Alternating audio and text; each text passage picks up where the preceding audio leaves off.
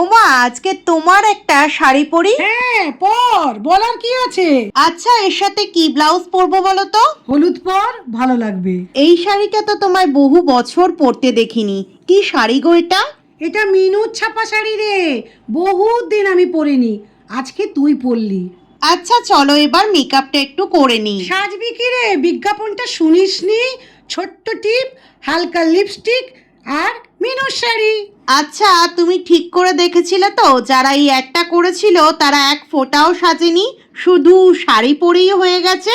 যাক বাবা, এত তর্কে যাব না। তুমি তো জানোই তোমার মেয়ে এতটাও সুন্দর নয়, তাই হালকা পাতলা একটু মেকআপ লাগে। ওমা, আমি রেডি, দেখো তো ভালো লাগছে কিনা। আঁচলটা খুলে পরবো না এটাই ঠিক আছে? সব সময় তো অমন পরিস, আজ নয় একটু অন্যরকম পরলি, ভালো লাগছে। আমার মায়ের কথা ছাড়ো, যা পড়ি তাই বলে ভালো লাগে।